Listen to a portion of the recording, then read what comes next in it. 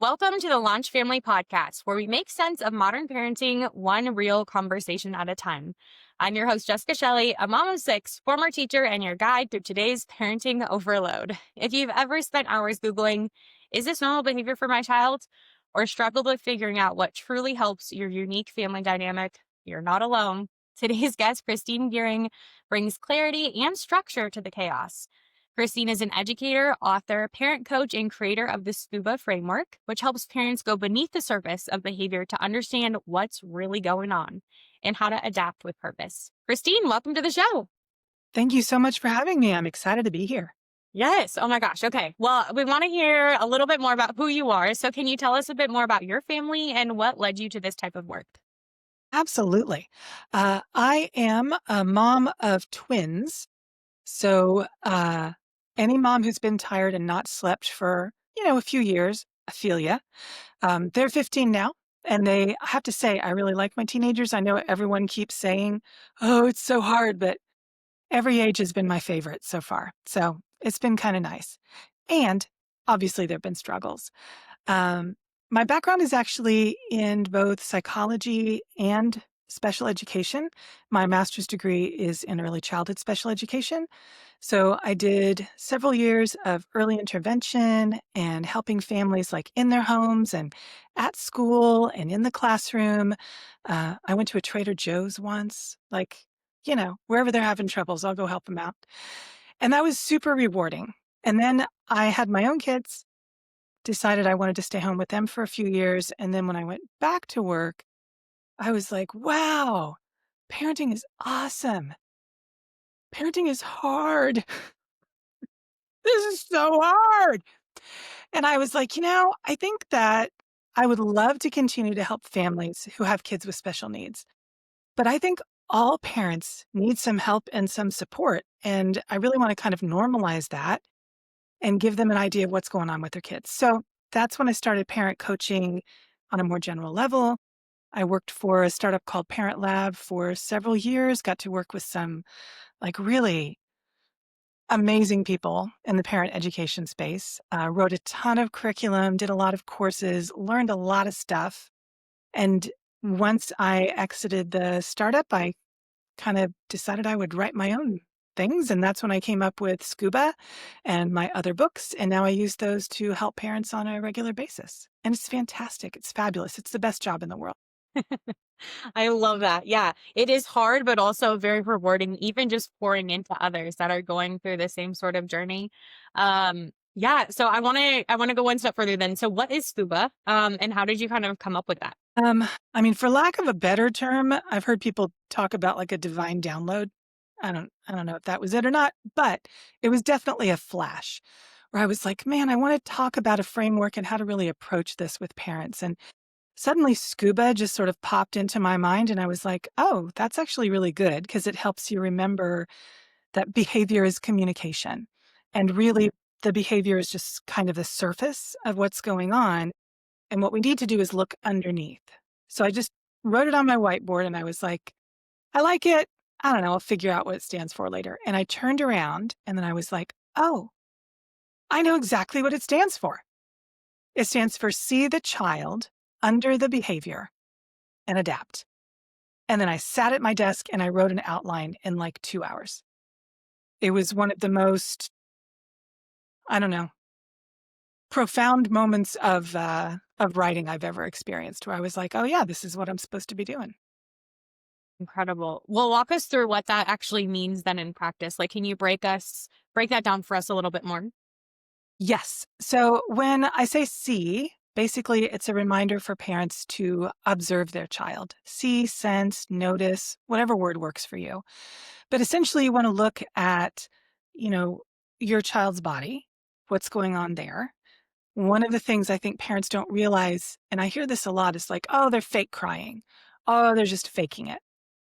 I mean, maybe that's a possibility, but there are cues that can let you know if it's real or not real. So if your child is actually crying, or if their face is red, you see an increase in respiration, sweating, kids who run away or hide or shut down, or you see kind of that blank look. My husband calls it Tharn. Do you see that look in their eyes? Those are all actually stress responses, and those are physiological. They're at this back part of the brain, and you don't have control over that. So if you see those cues in your child, in that moment, they're not faking it. They really need your help. And that's the first piece of information for parents to really take to heart. You also want to look at their environment. What's going on around them, and how is their body interacting with it? One of the best things I learned in my special education training was about sensory processing and how the brain and the body interact with each other. And once you understand how all that works, it is a game changer in how you approach your kids' behaviors and also your own behaviors and your spouse's behaviors and your colleagues' behaviors. It's just like a fantastic thing to know about. So we talk about that. And then also looking at the timing. Like, a lot of parents kind of know this, but to really be cognizant and intentional and look, what time of day is this always happening at? What time of what time of the week? Is it always, right before dinner? Is it always right when they wake up? For parents who are in two different households, a lot of times it's when a child changes from one home to another.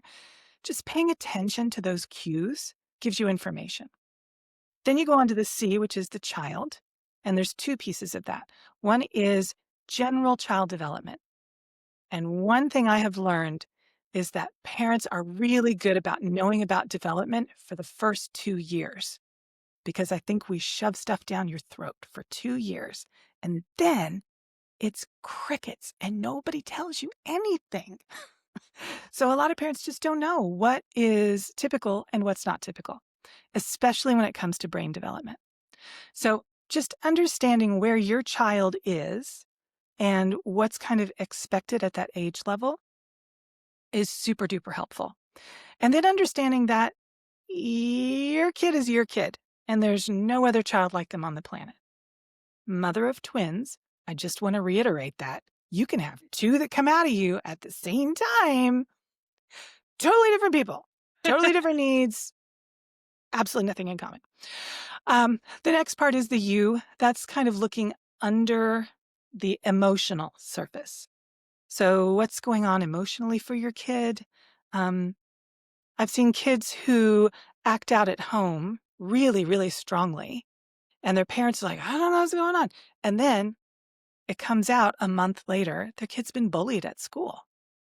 But they had no idea because their child didn't know how to articulate it, even though their behavior was screaming it in the only language they knew how to use. So once their parents understood that, of course, their interventions changed. But the other piece that's really important is to look at yourself, which is so hard to do. But if your kid has a particular behavior and it's really upsetting you, it's worth looking into. Like, why am I so triggered by this? What's going on for me? I remember when my daughter was really little, my husband could calm her down like that. And I looked at him one day and I'm like, how do you do that? I'm supposed to be the expert. Why can you calm her down so fast? And he looked right at me and said, 15 years of practice. And I went, oh, Yeah. I was like, yeah, she is a lot like me. And those are the parts of myself that really irritate myself. Stupid therapy. But it was a fantastic moment. It was a really good moment. And then the B part is one of those things teachers get tons of training in, but parents don't. And that's simply, how do you look at behavior and how do you describe it? Almost all teachers are taught the ABCs of behavior: the antecedent, behavior, and consequence.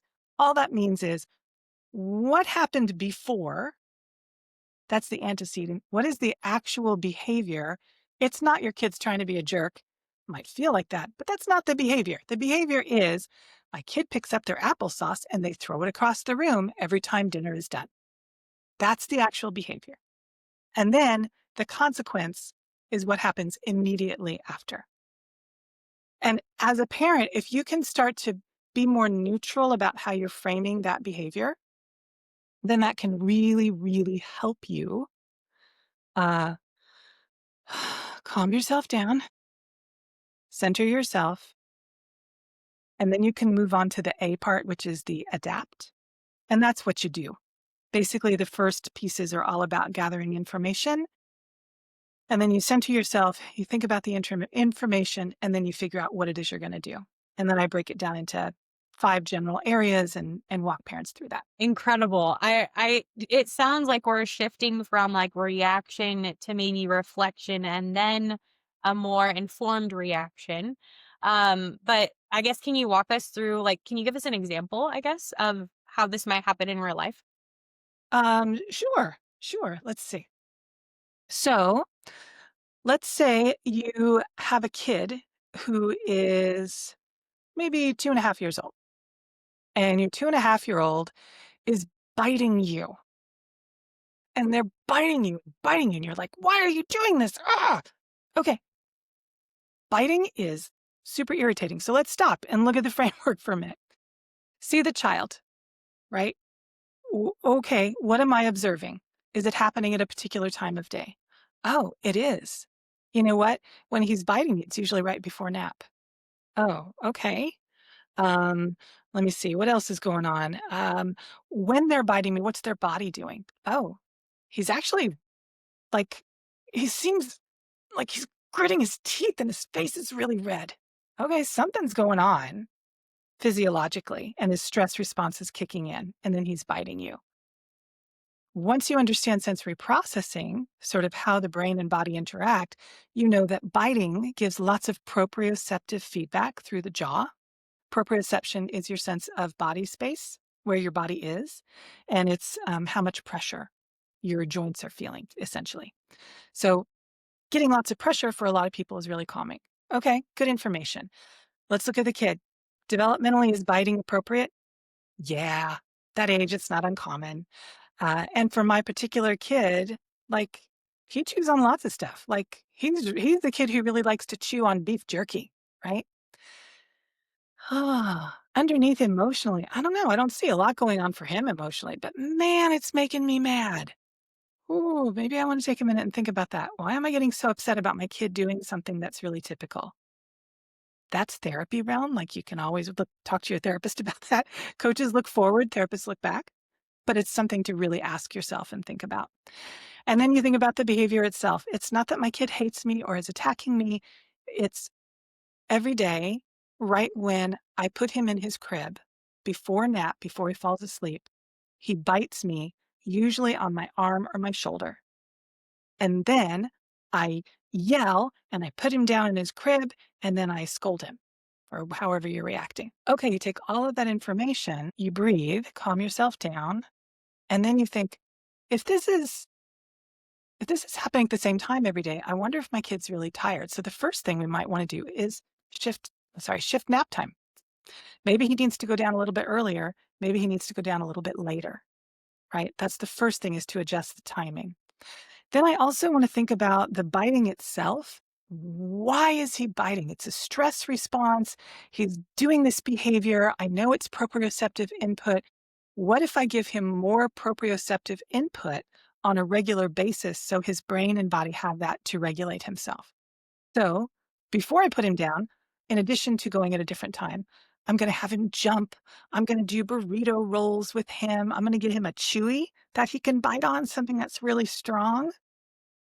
And then, I don't know, I'm going to try that for 2 weeks, because it's a big experiment, parenting, and the variables keep changing as they grow.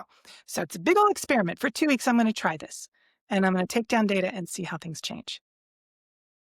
That is how you apply the framework to a specific situation. Was that helpful? Yeah, absolutely. And I love that you talk about how parenting is an experiment, because I'm thinking back into my own household right now. My oldest is 9, my youngest is 8 months. And there is no two children that have been the same at all. We're like, oh yeah, we've got it down to number one. We figured out how to do nap time. Absolutely not. Absolutely not. We're new every single time. And there's like the different dynamic too with having siblings, or however that kind of age thing works as Yes, well. So even though they never have the same parent, right? Like, I've never been a mom of 6 before, just like I was never a mom of 5. that's And right. like this little bit of reinvention of the household each time.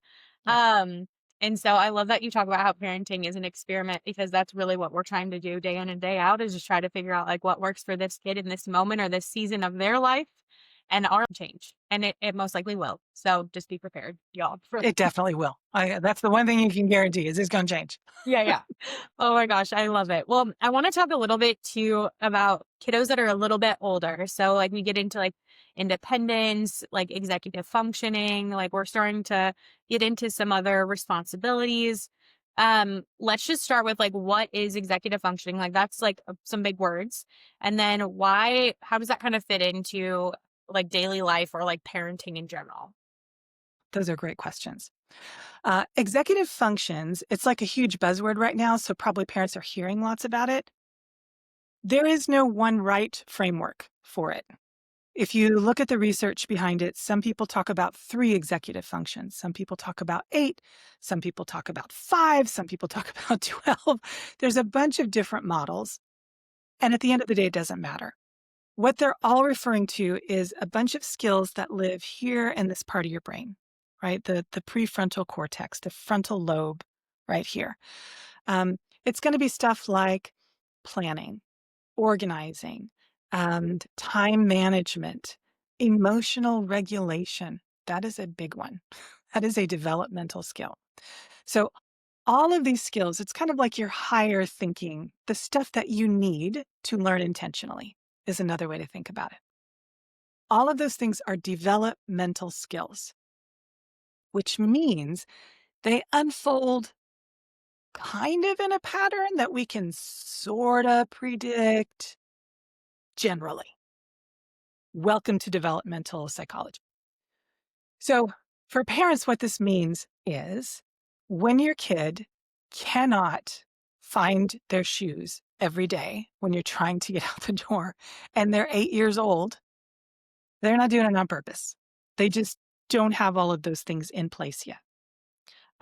When your kid is 12 years old and they cannot seem to remember that they need to do their homework before they brush their teeth, or that they need to brush their teeth at all because they really, really want to play that video game and go to bed, they're probably not doing it on purpose. It's probably that these skills are still developing. And I know everyone's out there going, it's 12. Why would they have that developed yet? They should have that developed. Ah, ha, ha, ha, ha. These skills are not fully developed until mid to late 20s, which for some parents is a huge shock and really upsetting. But also kind of freeing when you think back to your own 20s. Like for me, I'm like, oh yeah, I did a lot of stupid stuff. Huh. My brain was still growing. All right. Chalk it I up. feel a little better. Yeah, I feel better about myself. So all of these skills are really important when it comes to, I don't know, daily life, like remembering what to do, where things are, organizing your room, being able to calm yourself down. These are also the skills that you need in school. Mhm. How do I organize this stuff for a paper? How do I remember that this is my schedule at school, especially for like middle schoolers who are just starting to go from one class to another in a lot of schools? That's super hard for them. It's a whole new world, and it takes a lot of time and practice and support for them to be able to do that. So that's kind of executive function in general. Um, I also want to add on, I, I have it's a shiny new credential. I am now a certified ADHD educator. So I just finished almost 32 hours of training in ADHD specifically, because I'm seeing it a lot in my clients right now. And I thought, man, I got to learn more about this. As it turns out, ADHD is actually a profound delay in executive function skills specifically. So of all the stuff that impacts executive function, ADHD is like a huge, huge factor. So if you're noticing your kids really struggling with that, there might be something going on. There might be like a neurobiological difference, and you need some extra supports in there. Love that you bring that up too, because I know we've talked about ADHD on a couple of the other episodes that we've had. One of my own children has ADHD. And so one of the things that we talk about is like the daily tasks, the routines, like the responsibilities, and like, oh my gosh, I feel like we've tried every single sticker chart, to-do list, tech tool to try to help manage that, or like, because for him it was more of like, I feel ashamed if my older brother can do it and I can't. And so we really kind of unwound all of the feelings behind that too. And so I think that that's helpful to give a little bit of airtime to, of like, if we feel like our child is struggling, they probably already know that they're struggling. There's probably already tension there.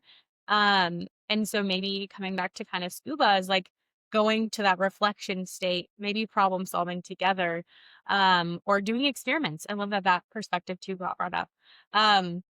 So what are some of the ways that parents, or some of the things that parents can do daily to support their child if they're noticing that their child might be struggling, or like maybe not like aligned with like what peers are doing or something like that?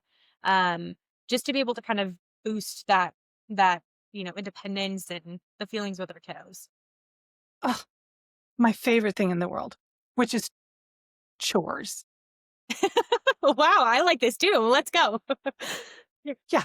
Some people are like, oh, chores. And some people are like, oh, chores. And some people are like, oh, chores. Like it's such a range of responses to it. One of the books that I wrote after the SCUBA approach actually was, it's called The Magic of Chores. And the entire thing uh, also sort of accidentally is an ADHD support book, which I didn't realize till I finished my credential. But what I did in that book is I want to go through and help parents understand that chores really are a fantastic way to build and grow and support executive function skills.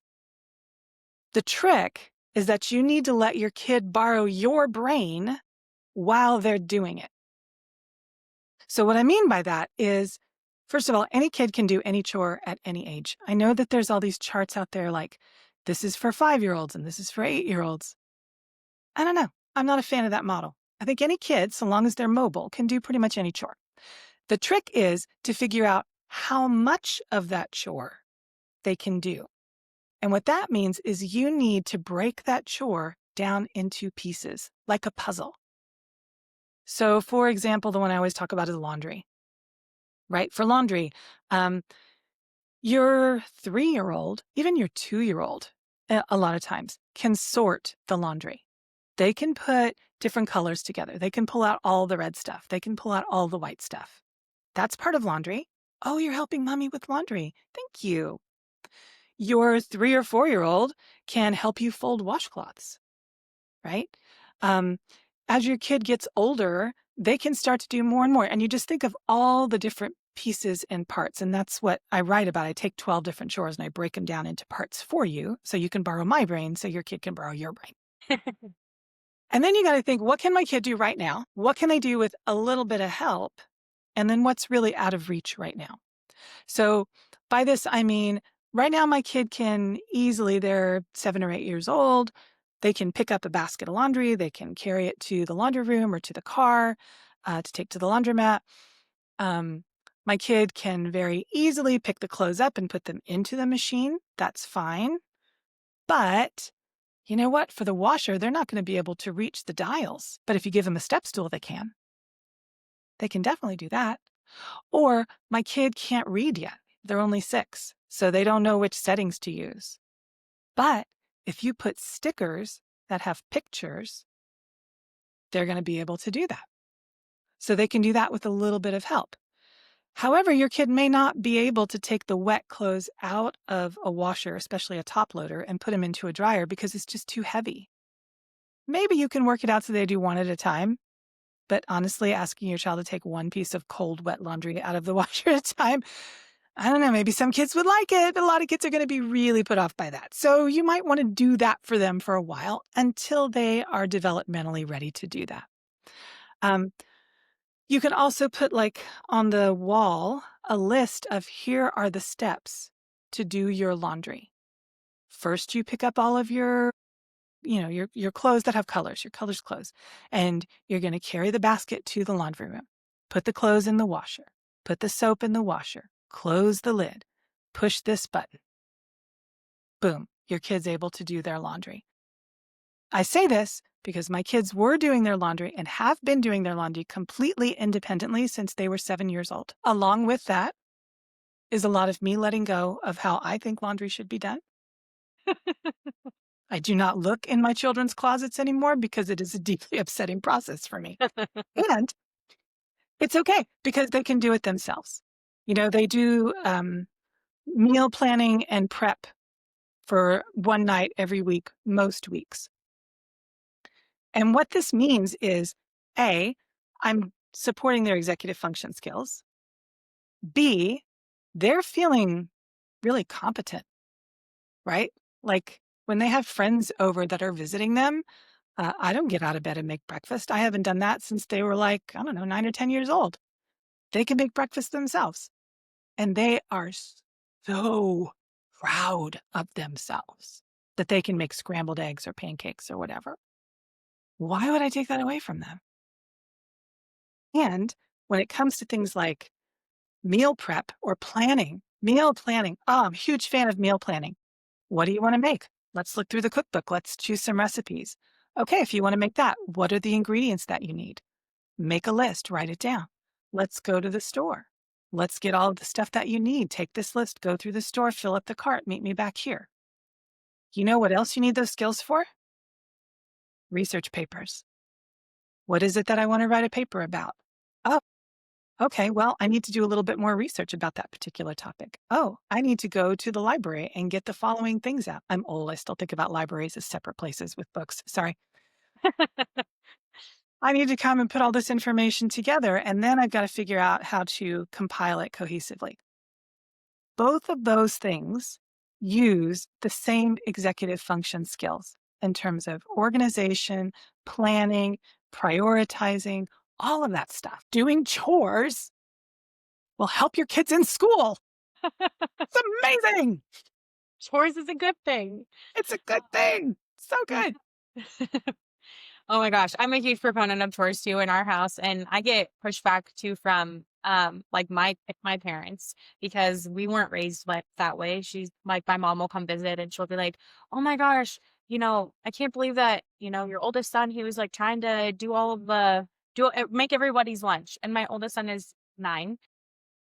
I was like, yeah, he actually really enjoys cooking. Like that's actually one of his like passions. And on every Monday, this is like his day to make lunch for everybody. And she's like, well, when I'm over, I'm going to make lunch for everybody. And it's like, I recognize that too. Like that has his face too. Like this is special. This is, unique, but also at the same time, like he's in his routine. Like that's something he looks forward to.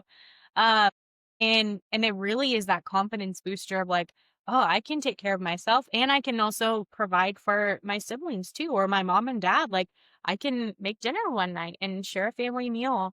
Like that sense of pride, I think is definitely captured in like the competence, right? Like, okay, he knows at least 10, 15 recipes that he can live on when he's out of the house. Yes. Hopefully more by the time that we get to that point too. But there's something to be said about being able to also be resourceful, like pulling in different tools or strategies or being able to problem solve in that moment of like, oh, I can't reach the washer.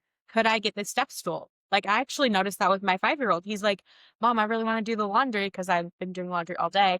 And he's like, but I can't reach the soap. And he's like, you know what I can do? I can go get the step stool. I was like, that sounds like a great plan. Like that wasn't even from me. You just did that all on your own. So what is one like easy win that parents can try this week with implementing chores or like extending chores or kind of rethinking chores if they're already doing it in their home? I think it's really helpful to sit down and think about the chore that you're asking a child to do and break it down into those steps and to be really deliberate about that piece. And then you also want to help your child understand what the expectations are to be really, really clear. One of the examples I use is when my husband and I were first living together, he would ask me to clean the kitchen and then I would clean the kitchen and then he would get upset because I hadn't cleaned the kitchen. And I was like, I did clean the kitchen. But we had very different definitions of what that meant. I'm the messy one. It's me. It's me. So what we did was we came up with a definition of what that meant and we made a list. And that made both of us really, really happy.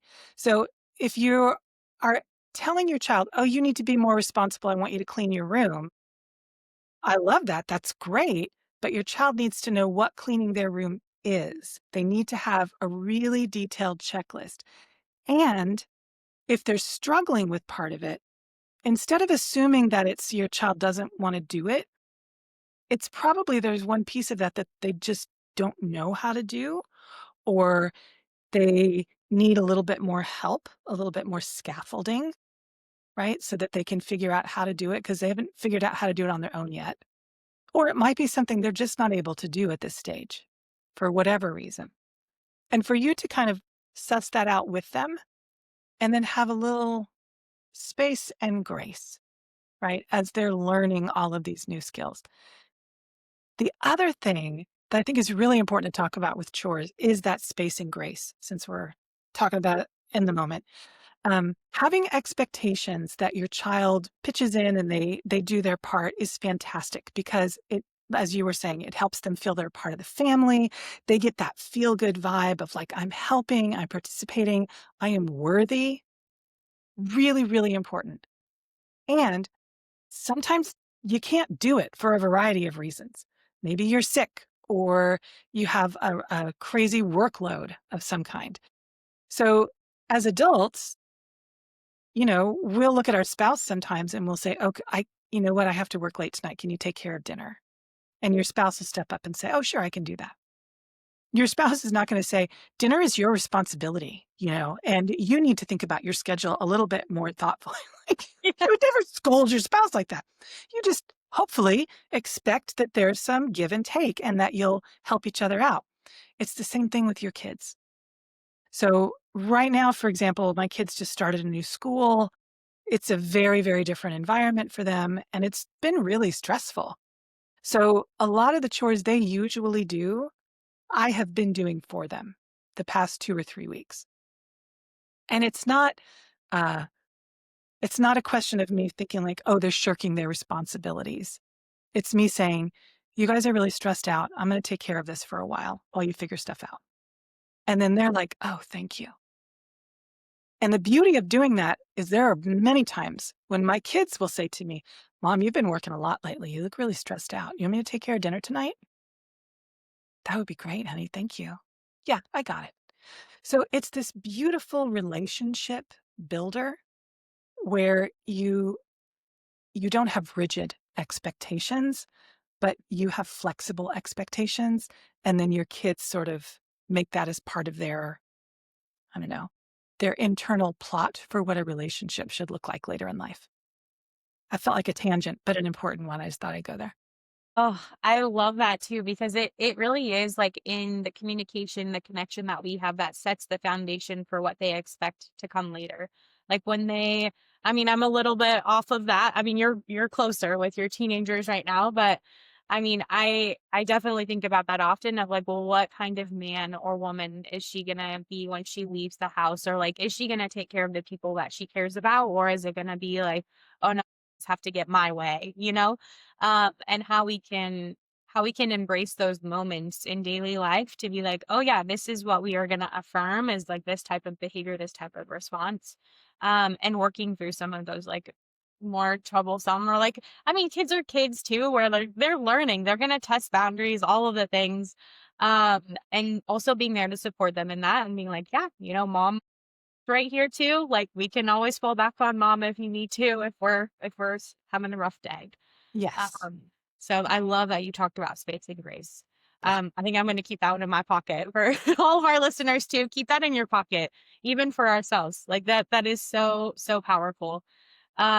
Before we close out, we have a parenting coach called Emmy. And so families have actually written into Emmy some questions, and I wanted to also get your take on them today. Sure. So the first question is, my child avoids chores like the plague. How do I get buy-in without constant battles? So maybe any tips that have worked for families that you've coached. Well, I mean, probably need a little bit more information for that specific family, like what's the age? I would go through the SCUBA approach actually. Like what's going on with your child? What does it mean when they're resisting them? What's the timing of the resistance? Are there specific pieces of the chore that might have to do with a sensory perception of what's going on, developmentally, what's going on with your kid?